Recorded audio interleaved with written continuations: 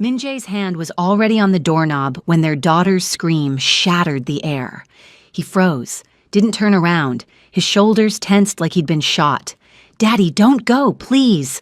3-year-old Hannah sobbed, her tiny fists clutching at his designer slacks. He peeled her fingers away, gentle but firm. Cold. "Minjae," I whispered, my voice breaking on his name. "Look at me. Just look at me." He didn't. God, when did he stop looking at me? Hannah collapsed between us, her cries echoing off the marble floors of our penthouse, the home we'd built together, the life we'd created.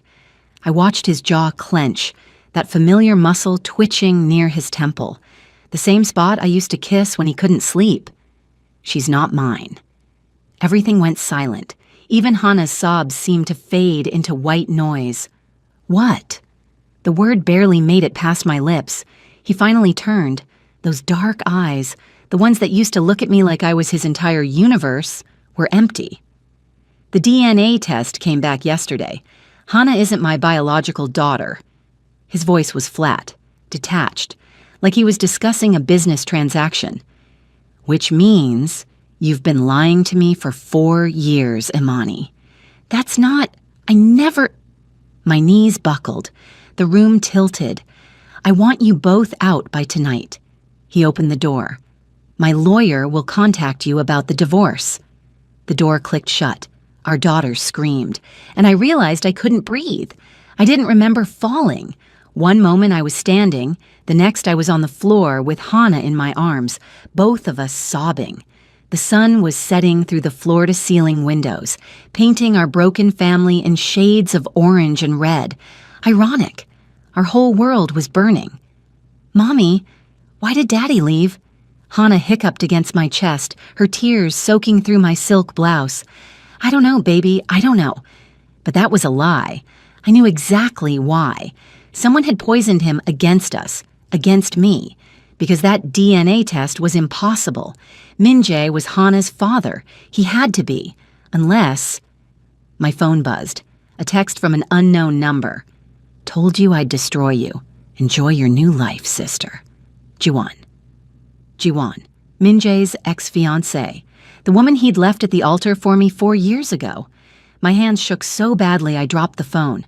It clattered against the marble, the screen cracking, just like everything else in my life.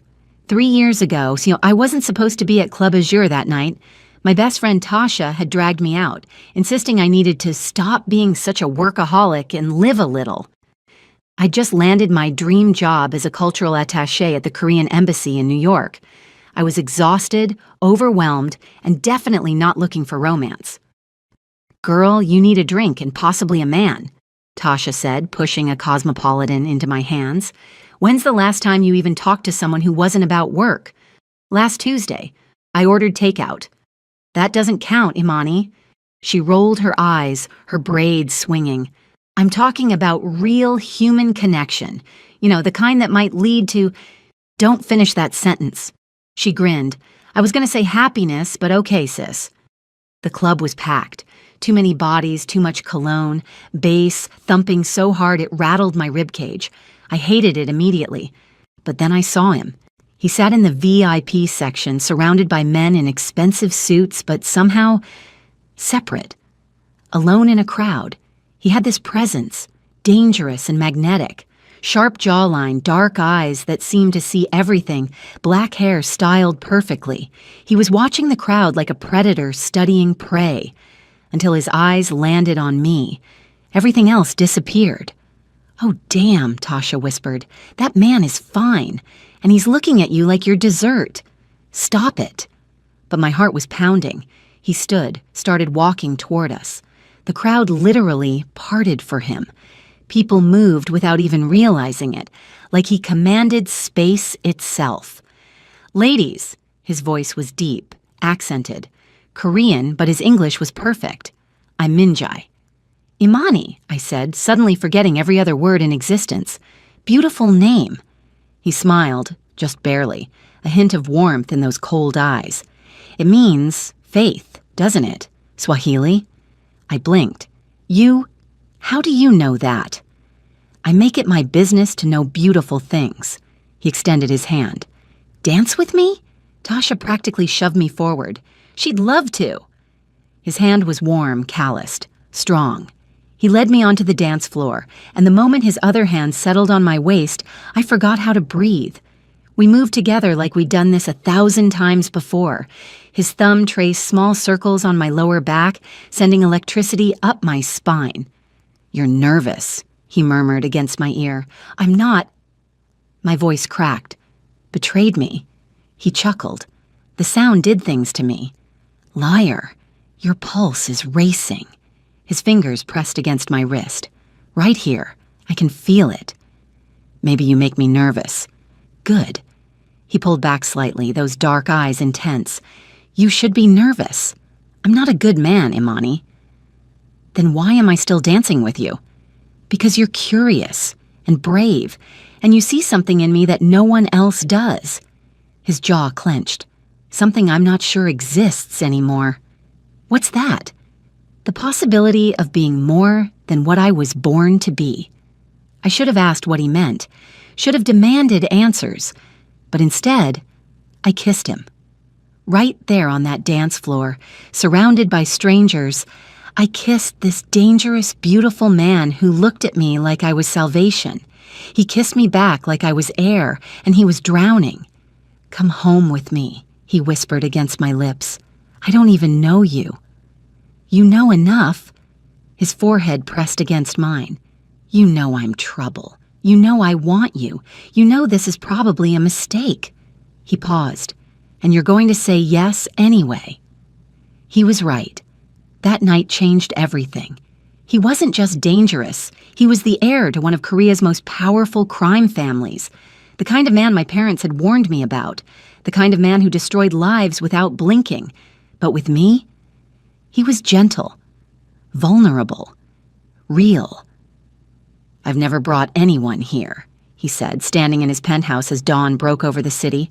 No one sees this side of me. Why me? Because when you look at me, you don't see the monster. He cupped my face, his thumb brushing my cheekbone. You see, Minjai, Minjai. I fell in love with him that morning, completely, irrevocably, stupidly. 3 months later, he proposed on the Brooklyn Bridge at sunset, dropping to one knee while tourists cheered and took photos. Marry me, Imani. Be my faith, my hope, my everything. I said yes through tears. We got married 2 weeks later at City Hall. Just us, Tasha, and his right-hand man Sung-ho as witnesses. Small, intimate, perfect. You're stuck with me now, I teased as we signed the papers. Thank God, he murmured, kissing me hard enough to make the clerk blush. I'm never letting you go, Imani, never. Never lasted exactly 3 years and 8 months. Present day. Imani, open this damn door right now. Tasha's voice cut through my fog.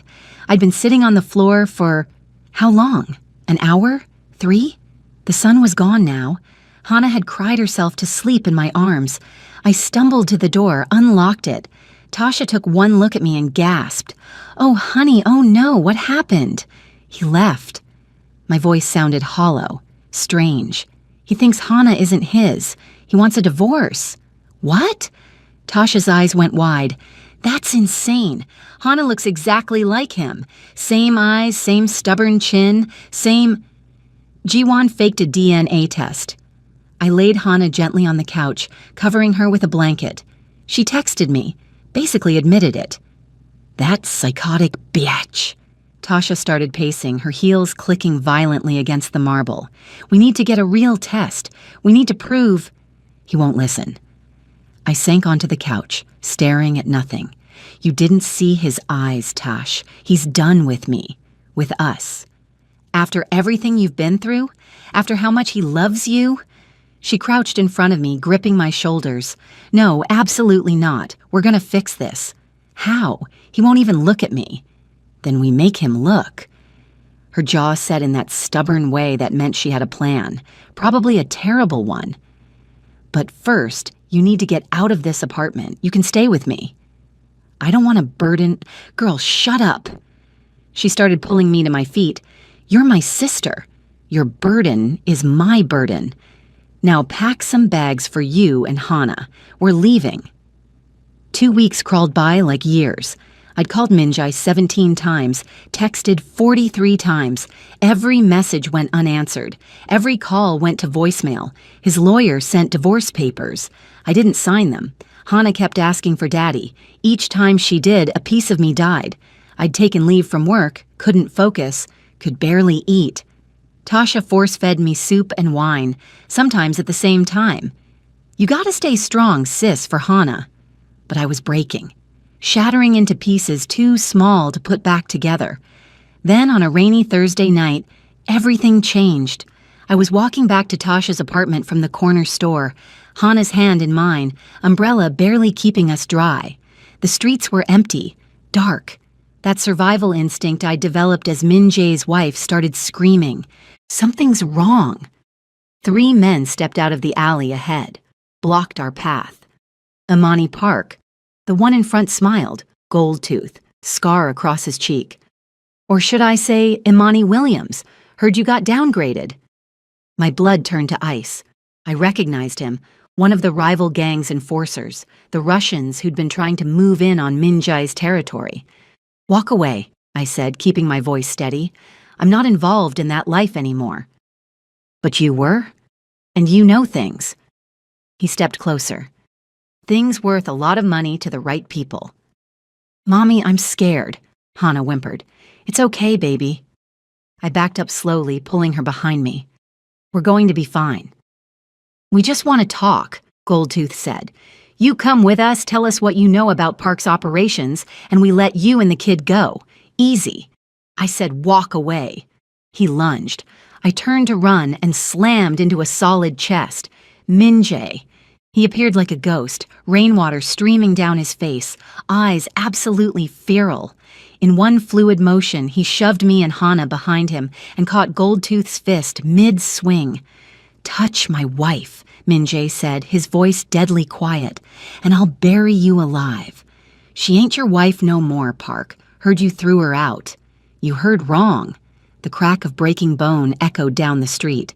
Goldtooth screamed. Min Jae hadn't even blinked. "She'll always be mine." What happened next was brutal, swift, violent. Min Jae moved like death itself, every punch calculated, every kick devastating. 2 of the men went down within seconds. The third pulled a knife. "Minja!" I screamed. He caught the man's wrist, twisted, drove his elbow into his face. The knife clattered to the ground. "Tell Volkov if he comes near my family again, I'll start a war he can't finish." The men scrambled away, limping and cursing. Minjai stood there breathing hard, rain mixing with blood on his knuckles. Slowly, he turned to face us. His eyes found Hana first, then me. "Are you hurt?" His voice was rough, desperate. "We're fine," I whispered. "Minjai, what are you— I've had you followed since you left." He looked away, jaw clenched. "Protection detail. I had to make sure you were safe." "You— what?" Tears mixed with rain on my face. "You wouldn't answer my calls. You sent divorce papers. But you had us followed?" "I had to keep you safe," he exploded, running his hands through his wet hair.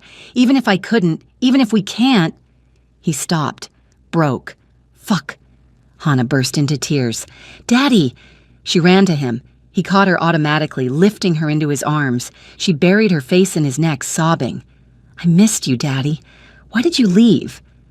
His eyes closed. Pain rippled across his face. "I'm sorry, baby girl." Daddy was confused. Confused about what? I stepped closer, anger and relief warring inside me. Confused about your daughter. About me? About faking a DNA test to get rid of us? His head snapped up. "I didn't fake anything." Jiwon texted me. She admitted she set us up. "What?" The word came out strangled. "Show me." I pulled out my phone with shaking hands, found the message. He read it once, twice. The color drained from his face. "I'm going to kill her," he said softly, calmly, which made it more terrifying. "I'm going to actually fucking kill her." Min Jae. She used a lab tech we have on payroll, someone I trusted. He was spiraling. I could see it. She faked the results. made me believe, made me think you'd... He looked at me, and for the first time in 2 weeks, really looked at me. Oh God, Imani, what have I done? You walked away, I said, my voice breaking. You looked at your daughter and walked away. I thought she wasn't mine. I thought you'd... He swallowed hard. My father drilled it into me my whole life. Trust no one. Everyone wants something. Everyone lies. When I saw that test, it confirmed every fear I've ever had. Even about me? Especially about you, he shouted, then caught himself, lowered his voice. Because you're the only one who can destroy me, Imani. You're the only person I've ever loved enough to fear losing. The rain poured harder. We stood there. Broken family in a broken world. I need to get Hana out of this rain, I said quietly. She'll get sick. Come home. He stepped forward. Please, both of you, come home. Home? I laughed bitterly. You kicked us out, Minjai. You don't get to just... I know I don't deserve... His voice cracked. But those men know where you are. You're not safe. Hana's not safe. Let me protect you. Even if you hate me, even if we're done. Let me do that much. I wanted to say no, wanted to make him suffer like I'd suffered. But Hana was shivering, and those men knew where Tasha lived. Fine, I said, but we're sleeping in separate rooms. Whatever you want. Relief flooded his face. Whatever you need. The penthouse looked exactly the same, like time had frozen the moment we left. Hana's toys were still scattered across the living room. My coffee mug sat on the kitchen counter, cold coffee probably molded inside it. I couldn't move anything, Minji said quietly, setting Hana down. It felt wrong, like admitting you were really gone. I didn't respond. Couldn't. I carried Hana to her room, changed her into dry pajamas, tucked her into her princess bed. She was asleep before I finished the lullaby. When I came out, Minjae was in the kitchen making tea, green tea with honey, my favorite. My chest ached. Don't, I said. Don't what? Don't act like we're okay, like you didn't rip my heart out and stomp on it. He set the teacup down. I'm not acting like anything. I'm making you tea because you're cold and wet and probably in shock. I've been in shock for 2 weeks, Minjai. This is just Thursday. He flinched. Good.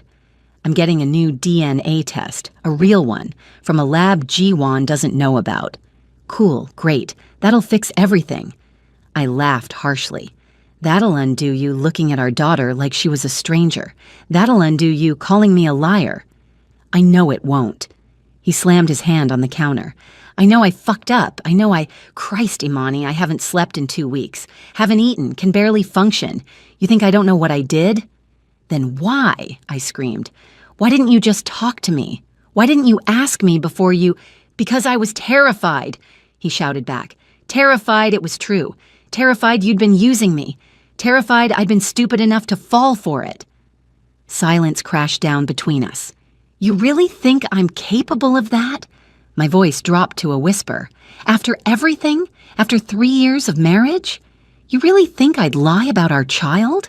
His eyes closed. No, but my father's voice in my head said yes, said I was weak, said you'd played me, and I... He opened his eyes. They were red, wet. I listened to the ghosts instead of my heart. Your father's been dead for 2 years, Minjai. I know, but his legacy isn't. He moved closer. I was raised to be paranoid, to trust no one, to assume everyone has an angle. Breaking that programming isn't easy. I'm not asking for easy. Tears spilled down my cheeks. I'm asking for faith. The same faith I had when I married into your world, when I accepted who you are, what you do. You're right. He reached up, hesitated. Can I? I should have said no, should have held my ground, but I was so tired, so broken. I nodded. He wiped my tears with his thumbs, cradling my face like I was made of glass. I'm so sorry, baby. I'm so fucking sorry. Sorry doesn't fix this. I know, but it's a start. He pressed his forehead to mine. Tell me how to fix it. Tell me what you need. I need you to believe in me, In us, even when it's hard, even when someone plants doubt in your head. I gripped his wrists. I need you to choose me, Minjai, every damn day. I do. I will. His phone rang. He cursed, pulled it out. His expression darkened. It's Sung-ho, emergency. Of course, because this was our life. Violence and chaos and never enough time. He answered. What? Pause. When? Pause. I'm on my way. He hung up, conflict written all over his face. There's a situation at the warehouse. Volkov's men are making a move. Go, I said, stepping back. Imani, go, I know how this works. I wrapped my arms around myself. We'll be here when you get back. He looked torn, devastated. I'll have guards outside the apartment. Don't open the door for anyone. I know the protocol. He kissed my forehead, quick, desperate, and left. I stood in that empty kitchen and cried until there was nothing left. The next morning I woke to voices in the living room, Minjae's voice, and Tasha's? I stumbled out of the guest bedroom. I'd refused to sleep in our room and found Tasha sitting on the couch, coffee in hand, glaring at Minjae like she wanted to murder him. Oh, good, you're up, Tasha said. I was just explaining to your husband how lucky he is I don't carry a weapon. Tasha, what are you... Girl, you disappear for a night without telling me? I thought you were dead. She set her coffee down. I called, texted, was about to file a missing persons report when he finally answered your phone. I'm sorry. Everything happened so fast and... She was attacked, Minjae cut in. Russians, 3 of them. Tasha's eyes went wide. What? We're fine, I assured her. Minjae showed up and... Oh, he showed up? Tasha stood, marching over to Minjae. Despite being a foot shorter, she looked ready to fight. You mean he showed up after abandoning you for 2 weeks? After breaking your heart and traumatizing his daughter? That's showing up? Tasha. No, let her talk, Minjae said quietly. I deserve it. You deserve worse than words, but words are what I got. Tasha poked his chest.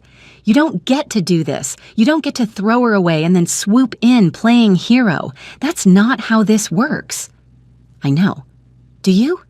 Do you really? She was on a roll now. Because from where I'm standing, you're the same as every other man who loved a black woman until it got complicated, until someone put doubt in your head, until you had to choose between us and your ego. That's not... It is! Tasha's voice cracked. You think Imani doesn't know what it means to be with you?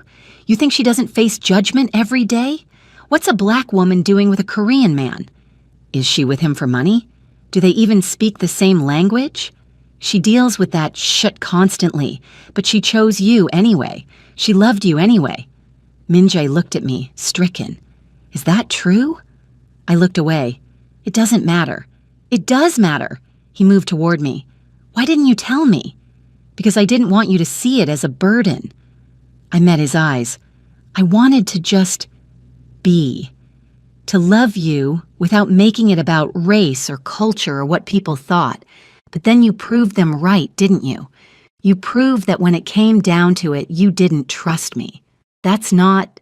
He stopped, swallowed. You're right. Christ, you're right. Hana's door opened. She padded out in her pajamas, rubbing her eyes. Why is everyone yelling?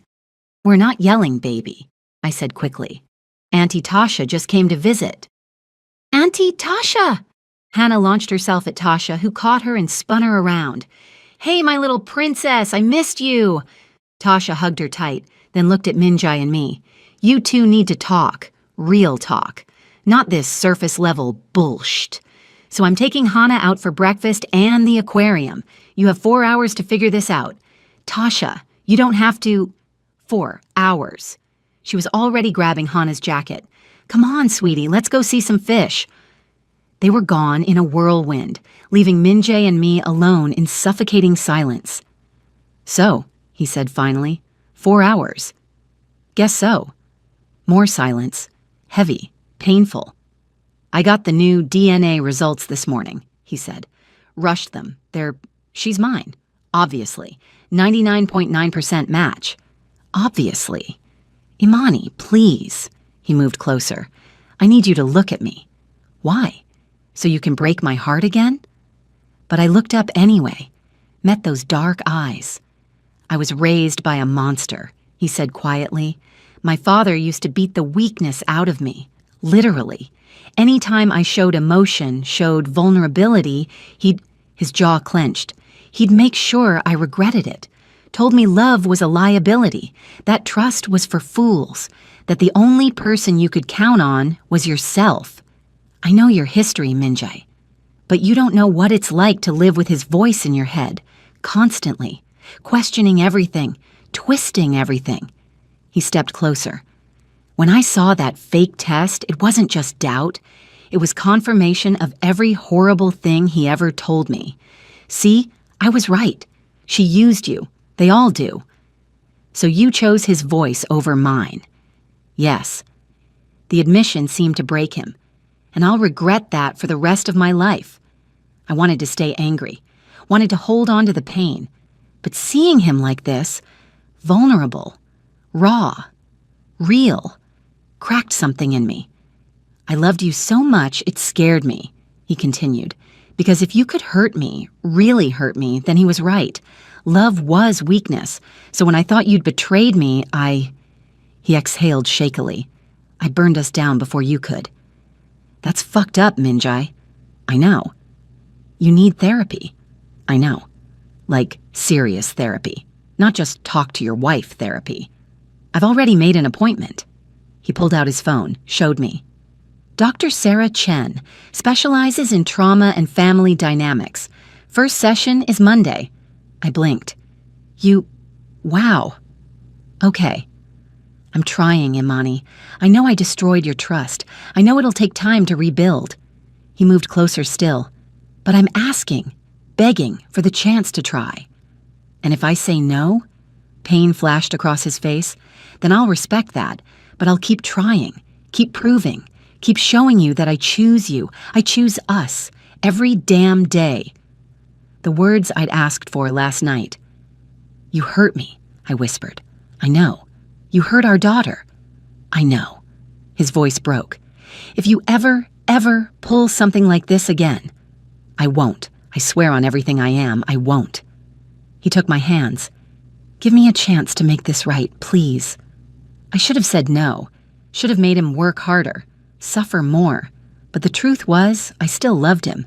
Desperately. Stupidly. Completely. One chance, I said. You screw this up and I'm gone. For real this time. One chance is all I need. He pulled me into his arms, holding me like I might disappear. Thank you. God, thank you. I let myself sink into him, let myself feel safe for the first time in 2 weeks.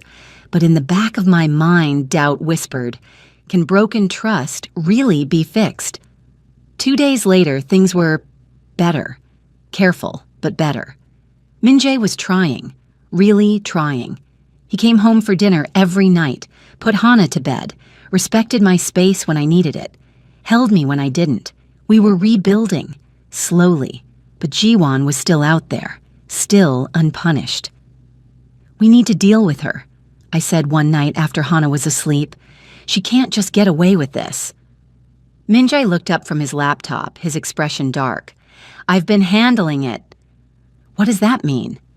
It means she's losing everything. Her family's business? I pulled our backing. They're bankrupt by next week. Her social standing? Rumors are spreading about her instability. Her engagement to that Japanese businessman fell through yesterday. He closed the laptop. She wanted to destroy you. Instead, she destroyed herself. That's ruthless. I'm a ruthless man, baby. You knew that when you married me. Yeah, but usually it's directed at people who aren't insane ex-fiancés. He almost smiled. She crossed a line, went after my family. That's unforgivable. His phone rang. Unknown number. He answered cautiously. Yes? I watched his expression change. Darken. Harden. Where? Pause. I'm on my way. He hung up. That was the hospital. Jiwon tried to kill herself. She's asking for me. What? I stood. You're not seriously... I have to. He grabbed his jacket. Not for her. but I need to close this chapter. Make sure it's really over. I'm coming with you. Imani, I'm coming. I grab my purse. Tasha can watch Hana. I'm not letting you face her alone. He studied my face, then nodded. Okay, together then. St. Vincent's Hospital, 11:47 p.m. G1 looked terrible. Bandages on her wrists, hospital gown, hair matted. But her eyes, when they landed on me, burned with pure hatred. You brought her? She laughed bitterly. Of course you did. G1, why did you do it? Minjai stood at the foot of her bed, distant, cold. Why destroy everything? Because you were supposed to be mine. She tried to sit up, winced. We were engaged. We had plans. And then she glared at me. This random black girl shows up and suddenly I'm nothing? Suddenly 4 years of our families planning our marriage means nothing. We didn't love each other, Minjay said flatly. It was a business arrangement. I loved you, she screamed. I loved you, and you threw me away for some diversity project. Watch your mouth. Minjay's voice went deadly. It's fine, I said, stepping forward. Let her talk. Let her get it all out. You don't deserve him, Jiwon hissed. You don't understand our world, our culture. You're an outsider. You're right, I said calmly. I am an outsider. I didn't grow up in your world. But you know what? I understand the only thing that matters. I love him, really love him. Not his money, not his power, not what our marriage could do for my family, just him. That's not... You faked a DNA test. You tried to destroy a little girl's family, a child, Jiwon, because you couldn't handle rejection. I moved closer. That's not love. That's obsession. That's sickness. She started crying, ugly, broken sobs. I just wanted him back. Well, you can't have him, I said simply. He's mine, our family is mine, and you need to move on. I can't, she whispered. I don't know how. That's not our problem anymore.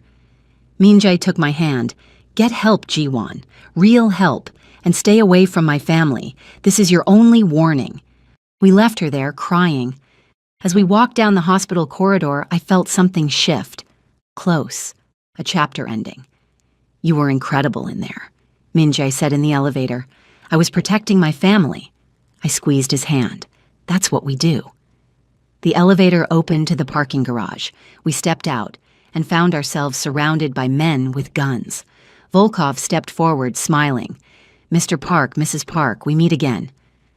Everything slowed down. Minjay pushed me behind him. I saw him reach for the gun under his jacket. I wouldn't, Volkov said. My men are faster, and your wife is very...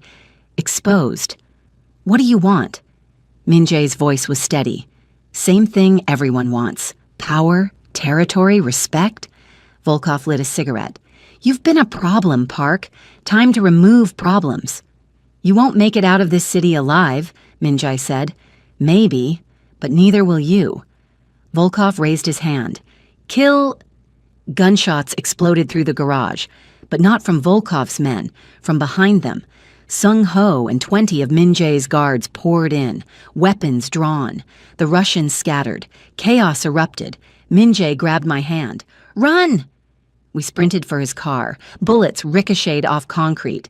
Minjay shoved me into the passenger seat, gunned the engine. We peeled out as the firefight raged behind us. Oh my God, I gasped. Oh my God! You're okay? You're safe. He was driving like a maniac, weaving through traffic. I'm getting you home. How did Sung-ho... I always have backup. Always. He glanced at me. I told you. I'll protect you. No matter what. My hands were shaking. Adrenaline crashed through my system. Is this ever going to stop? The violence? The danger? I'm working on it. He grabbed my hand. I'm transitioning the business. Going legitimate. It'll take time, but... Really? Really. For you. For Hana. For the life I want us to have. He brought my hand to his lips. I'm done living my father's life. Time to build my own. Tears streamed down my face. I love you. God, I love you so much. I love you too, baby. More than anything.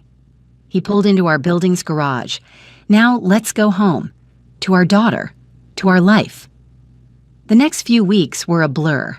Min-jae kept his promise, started transitioning the family business into legitimate enterprises, real estate, import/export, tech investments. It wasn't easy. There was pushback, threats. But he was determined, and he was present, really present. Therapy helped. He started working through the trauma, the conditioning, the fear. Slowly, the walls came down.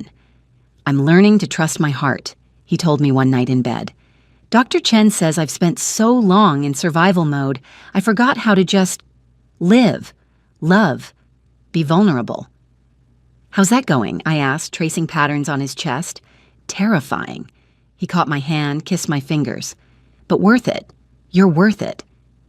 We made love that night for the first time since the separation. Slow, gentle, reconnecting, healing.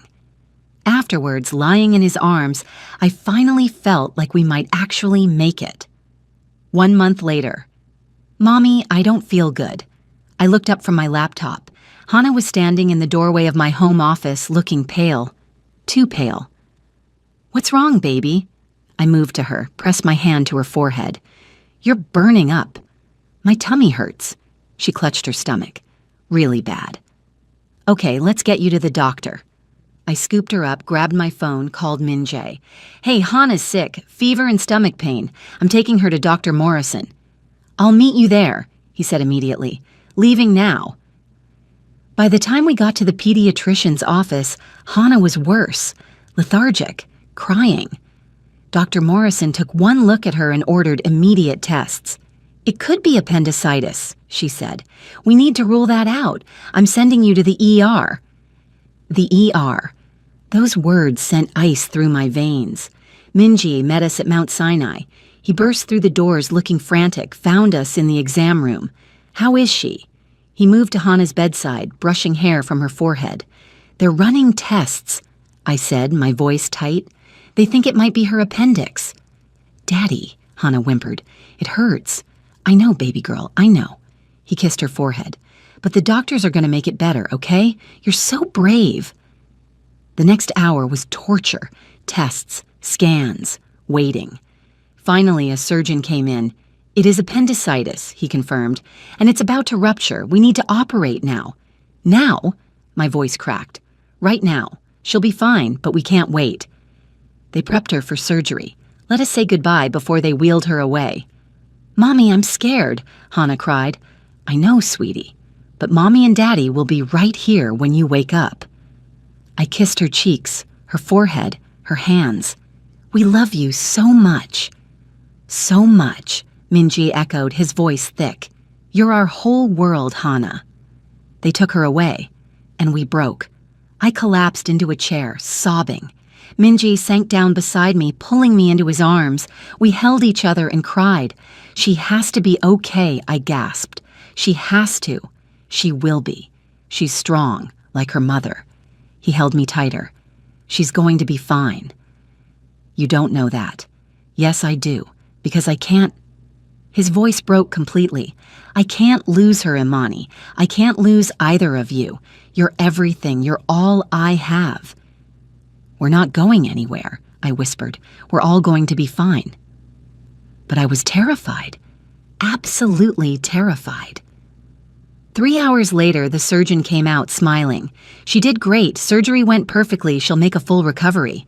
The relief was so intense, I nearly fainted. Min-jae caught me, held me up. "Thank God, thank you, thank you." "You can see her in recovery in about 30 minutes. We waited, holding hands, not talking, just existing together. When they finally let us in, Hana was groggy but awake. "Mommy? Daddy?" "We're here, baby." I kissed her hand. "You did so good. You're so brave." "Am I gonna be okay?" "You're gonna be perfect," Min-jae said, his eyes wet. "Absolutely perfect." She fell back asleep. We sat vigil on either side of her bed. "I've never been so scared in my life," Min-jae said quietly. "Not during deals, not during fights. Nothing compares to watching them take her away." "Welcome to parenthood." I said with a weak smile. Constant terror disguised as love. How do you live with it? You just do, because the love is worth the fear. I looked at him across our daughter's bed. That's what I needed you to understand. That's what trust is, choosing love even when you're terrified. I understand now. He reached across, took my hand. I really do. Good. Tasha showed up an hour later with coffee and food. How's our girl? Good, great. Surgery went well. I hugged her. Thank you for coming. Where else would I be? She looked at Minjay. You good? Better now, he said. Thank you for everything, for taking care of them, for calling me out, for being the friend Imani deserves. Damn right I am. But she smiled. You're welcome. Just don't fuck up again. I won't. You better not, because next time I really will carry a weapon. Despite everything, we laughed. 2 weeks later, Hannah recovered beautifully. Kids were resilient like that. By the end of week 1, she was already running around demanding ice cream. Because I had surgery and I'm a hero. Hard to argue with that logic. Minjay took 2 weeks off work, full-time dad mode. He made breakfast, played dress-up, watched Frozen 17,000 times without complaining. Watching him with her, seeing that pure love and devotion healed something in me. One night, after Hannah was asleep, we sat on the balcony. City lights stretched below us, wine in hand, his arm around me. I've been thinking, he said, dangerous. He smiled. I want to renew our vows. I turned to look at him. What? Our wedding was rushed. Small, beautiful, but not what you deserved. He shifted to face me fully. I want to do it right this time. Big ceremony. Your family there. My family. Everyone we love. I want to stand in front of everyone and choose you. Publicly. Loudly. Permanently. Minjay. And I want to add something to the vows. He took my hands. I vow to trust you, even when it's hard, even when old fears whisper. I vow to communicate, to talk before I assume, to choose us over my trauma. His eyes searched mine. What do you think? I think.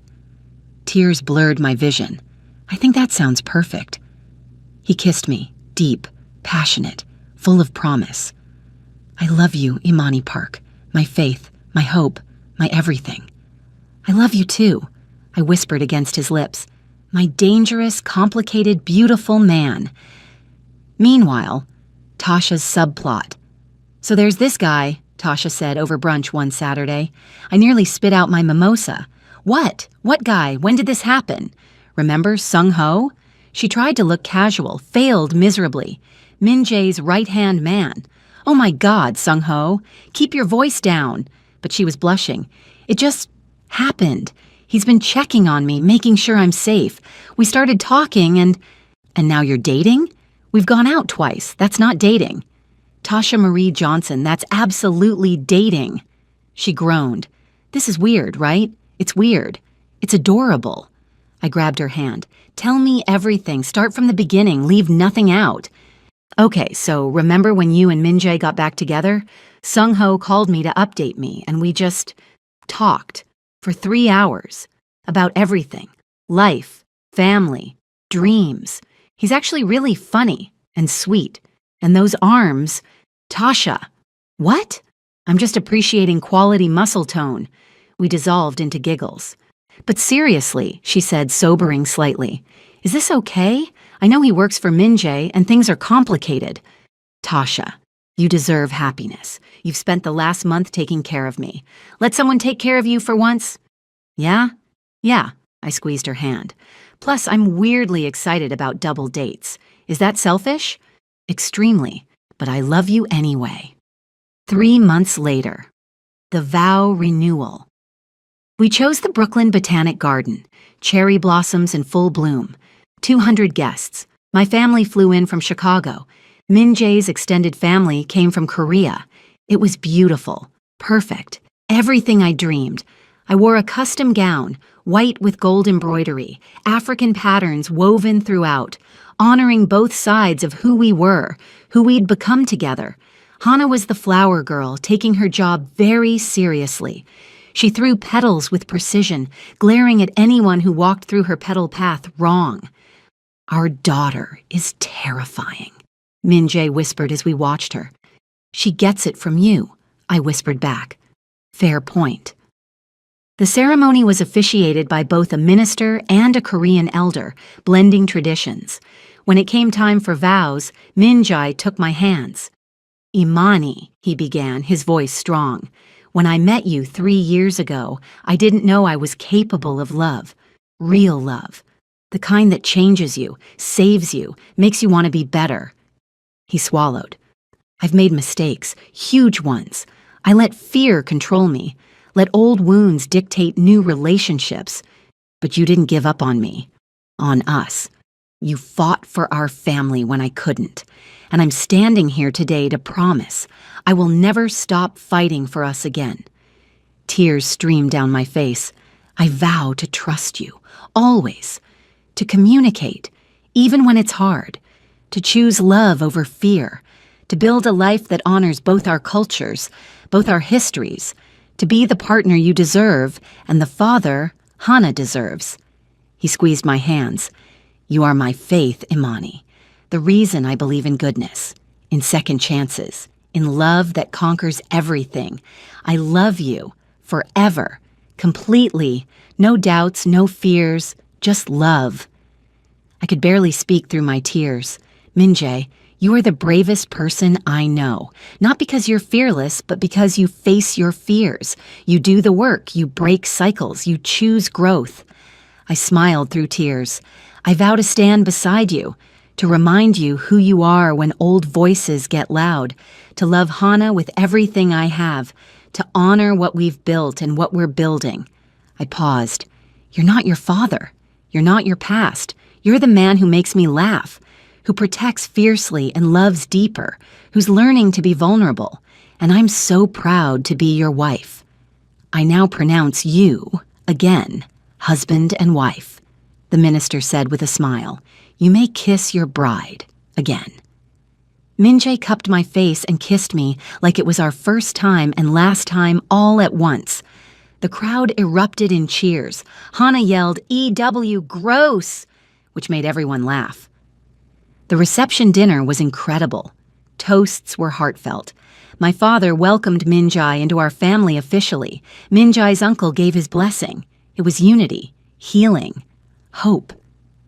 During dinner, I noticed Tasha and Sung-ho holding hands under the table. Caught her eye, mouthed, "You better tell me everything later." She grinned. When it came time for toasts, Min-jae stood. "I want to thank everyone for being here, for supporting us, for believing in second chances." He looked at me. "And I have one more surprise for my wife." "Min-jae, what?" He pulled out an envelope. "Inside this is the deed to the Brooklyn Cultural Center. It's yours, to run, to build programs, to connect communities." He smiled. "I know how much cultural exchange means to you, how much you want to build bridges, so build them." I couldn't breathe. "You... What? It's yours, baby, your dream. Let's make it real." I burst into tears, happy ones, and kissed him hard. The crowd cheered again. "Okay, now I have a surprise," I said, pulling back, looked at him, at Hana, at all our loved ones. "I'm pregnant." The silence was deafening. Then, "You're what?" Min-jae's eyes went wide. "Pregnant, 8 weeks, surprise." He lifted me off my feet, spinning me around, laughing and crying at once. "We're having another baby, really, really." "I'm gonna be a big sister?" Hana shrieked. "I'm gonna be a big sister!" Chaos. Beautiful, joyful chaos. Everyone was hugging, crying, celebrating. Min-jae set me down gently, pressed his forehead to mine. "You've given me everything," he whispered. "Absolutely everything."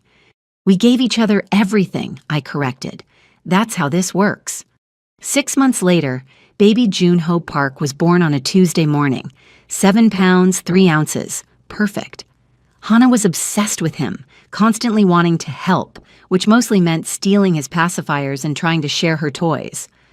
Hana, the baby can't play with Legos, Minjai explained for the 5th time. He's too little. But he needs to learn, she insisted. I laughed from the couch, Junho nursing peacefully. She's not wrong. Early education is important. You're not helping, Minjai said, but he was smiling. That smile, the real one, the one that reached his eyes, was becoming more frequent. Therapy was working. Business was stable. Life was good. Really, genuinely good. Tasha and Sungho got engaged 3 months ago. She'd said yes while simultaneously calling him an idiot for proposing at a gas station, but the giant ring on her finger said she didn't really mind. We're doing a double baby shower, Tasha announced one day, because yes, I'm also pregnant. Surprise. What? I screamed. When were you going to tell me? I just did. Keep up. Our kids would grow up together. Best friends, family. One evening, after both kids were asleep, Minjai and I sat on the balcony, our spot, our ritual. Remember when you thought you couldn't love? I asked, leaning into him. I was an idiot. A hot idiot, but yeah. He laughed. Remember when you took a chance on a dangerous man in a club? Also idiotic. I looked up at him. Best decision I ever made, though. Even after everything? The pain? The separation? Especially after everything. I cupped his face. Because we fought for this. We chose this. Every day, that makes it real. That makes it worth it. He kissed me softly. I love you, Imani Park. My faith, my family, my future. I love you too, I whispered. My complicated, beautiful, perfectly imperfect man. We sat there as the city glittered below. 2 people from different worlds who'd built a bridge between them, who'd survived storms and come out stronger. What are you thinking? Minjai asked. That I'm happy, really, truly happy. I smiled, and that our story isn't a fairy tale. It's better, because it's real, messy, earned. To new beginnings, he said, raising his wine glass. To new beginnings, I echoed, clinking my glass against his. And to love that fights, that grows, that chooses every single day. We drank, laughed, held each other under the stars. Somewhere in the city, a baby cried. A couple fought. Someone fell in love for the first time.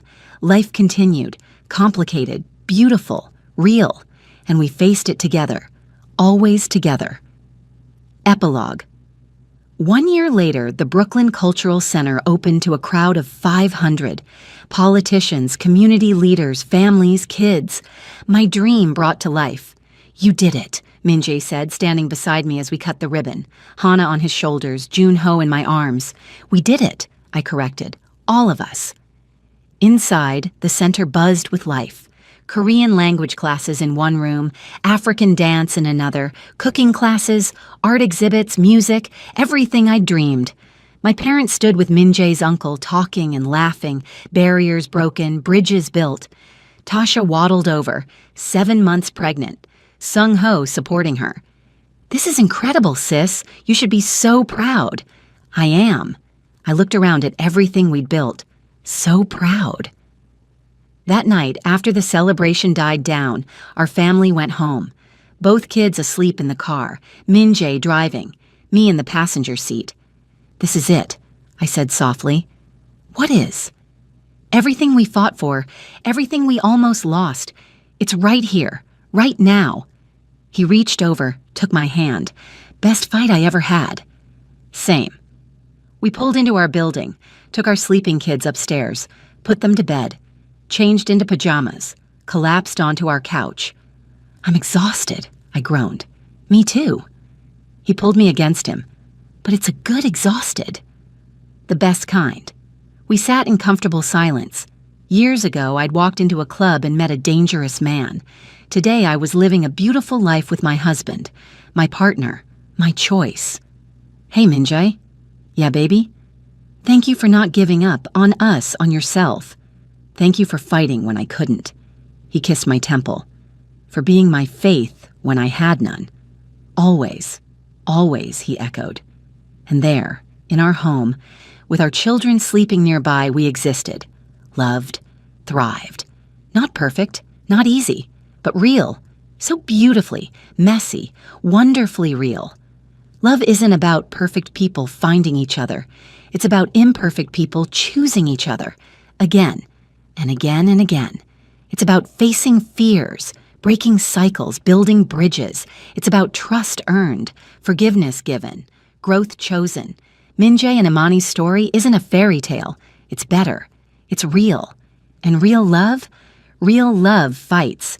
Real love grows. Real love forgives. Real love chooses every single day to new beginnings, to second chances, to love that conquers all. The end.